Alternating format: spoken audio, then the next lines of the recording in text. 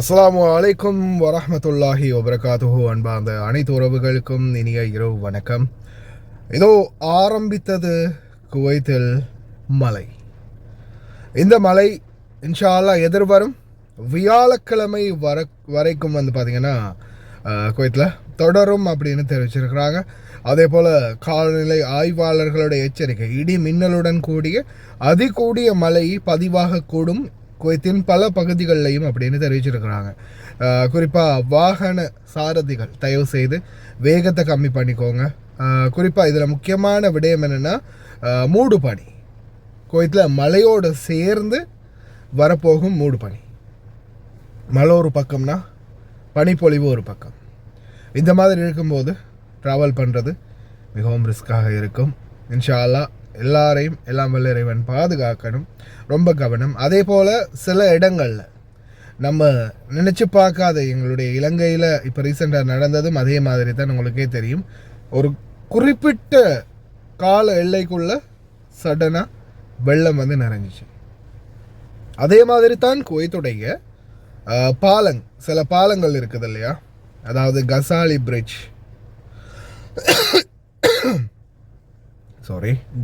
Ghazali bridge இருக்குது. அதே போல் மெங்காஃப் பெரிய ரவுண்டு போட்டுக்கு கீழால் போகக்கூடிய பிரிட்ஜ், கைரவான் 5வது 5th ரிங் ரோட்டில் கைரவான் மந்தகாக்கு பக்கத்தில் இருக்குது பெரிய ரவுண்டு போட்டு, அதுக்கு கீழால் போகிற பிரிட்ஜ். இது மாதிரி சில பேஸ்மெண்ட் பிரிட்ஜுகள் இருக்குது, பேஸ்மெண்ட் ரோடுகள். அதாவது இப்போ பிரிட்ஜு மேலே பாலம், அதுக்கு கீழே ரவுண்டு போட், சில இடங்களில் மேலே ரவுண்டு போட் இருக்கும், கீழால் ரோடு போகிற மாதிரி பேஸ்மெண்ட் ரோடுகள் இருக்குது.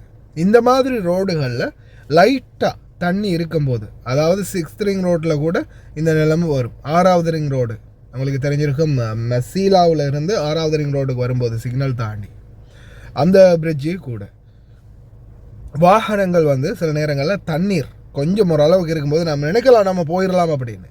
சில நேரங்களில் நீங்கள் போகும்போது வண்டி ஸ்ட்ரக் ஆகலாம், ஆஃப் ஆகலாம், வண்டி நின்றலாம்.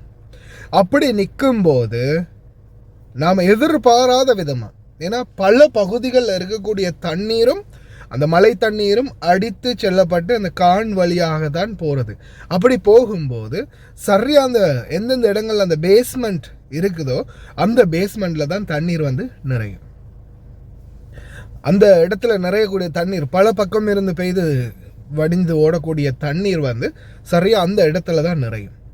அப்படி நிறையும் போது என்னாகும், உடனே நாம் எதிர்பார்த்ததை விட வேகமாக தண்ணீர் லெவல் மட்டம் கூடும். அதனால் தயவு செய்து கொஞ்சம் தண்ணி இருந்தாலும் அவாய்ட் பண்ணிக்கோங்க, போகாதீங்க. அந்த பாலத்தில் நிறைய பேர் போன வருடம், அதுக்கு முந்தின வருடம், அதுக்கு முதல் கூட நிறைய தடவை மலையில் பார்த்திங்கன்னா பல வாகனங்கள் சிக்கிச்சு. அந்த மலையில் சிக்கிற வாகனங்களுக்குரிய இன்சூரன்ஸ் கிளைம் பண்ணுறது கூட குறைஞ்சது சில நேரங்களில் வாகனத்துக்கு இன்சூரன்ஸ் கிளைம் பண்ணி அதை மினிஸ்ட்ரி, அதாவது பணி அமைச்சகம் இருக்கு இல்லையா, உசாரத்தில் அஷ்ஆல்னு சொல்லுவாங்க இல்லையா, பணி அமைச்சகம், public authority for road and land transport, அந்த அத்தாரிட்டிக்கு எதிராக நம்ம வழக்கு போடணும். அது எங்கள் வீட்டில் எங்கள் பாபா கஃபீலுடைய பேரனுக்கு நடந்துச்சு. அவங்க ஜாமியாவுக்கு போயிட்டு வரும்போது ஷோய்க் கசாலி பிரிட்ஜுக்கு அடியால் வரும்போது அவருடைய வாகனம் ஸ்ட்ரக் ஆயிடுச்சு. இந்த வழக்கு கிட்டத்தட்ட நான் நினைக்கிறேன் பெரிய மழை ஒன்று பெய்ஞ்சிச்சு இல்லையா குவைத்தில், இப்போ 2019 சரி 2021 சரி, இப்போ இது அந்த மழையில் அவருடைய வண்டி ஸ்ட்ரக் ஆகிடுச்சு. அதுக்குரிய வண்டிக்குரிய கிளைம் கிடைச்சது பார்த்திங்கன்னா இப்போ 2025 நான் நினைக்கிறேன் 8ஆம் மாதம் 9ஆம் மாதம் கால பீரியடுக்குள்ளே தான் அந்த வண்டிக்குரிய கிளைம் கிடைச்சிச்சு. புதிய வண்டி அவங்க இப்போ தான் வாங்கியிருக்கிறாங்க. வழக்கு அவ்வளோ காலம் இழுத்த பிறகு தான் அவங்களுக்கு அந்த பணம் கிடைச்சிச்சு. அதனால் அன்பார்ந்த உறவுகளே, தயவு செய்து கவனம். ஒரு வாகனத்துடைய விலை என்னன்றது உங்களுக்கு தெரியும் தானே. சில நேரங்கள் அது பர்சனலாக வண்டி வச்சுருக்கிறவங்களாக இருக்கலாம், வீடுகளில் வேலை செய்கிறவங்களாக இருக்கலாம், அல்லது வெளியில் டாக்ஸி ஓட்டுறவங்களாக இருக்கலாம், யாராக வேணாலும் இருக்கலாம். தயவு செய்து அன்பார்ந்த உறவுகளை ரொம்ப கவனம். எந்த நேரத்தில் வேணாலும் நம்மளுக்கு இந்த மாதிரியான சிச்சுவேஷன் உருவாகலாம். அதற்கேற்றாற் போல் அனைவரும் இன்ஷா அல்லாஹ் தயாராக இருங்க. காரணத்தை கொண்டும் கொஞ்சம் லைட்டாக தண்ணி நிறைஞ்சிருந்தாலும் அந்த இடத்துல வண்டி இறக்காதீங்க. இதில் ரொம்ப கவனமாக இருங்க. வெளியில் நடமாறதை தவிர்த்துக்கோங்க. வழுக்கக்கூடிய இடங்களில் போகும்போது கவனமாக போங்க. வீதிகளில் ரோட்டு ஓரமாக நடந்து போகிறவங்களும் முடிந்த அளவு ரோட்டுக்கு அப்பால் தள்ளியே போங்க. சைடால் போகாதீங்க. கொஞ்சம் கால் ஸ்லிப் ஆகினாலும் வரக்கூடிய வாகனங்களை நம்ம விழுறதுக்கு வாய்ப்பு இருக்குது. இன்ஷா அல்லாஹ் இல்லாமல் இறைவன் அனைவரையும் பாதுகாக்கட்டும். ரொம்ப கவனமாக இருங்க.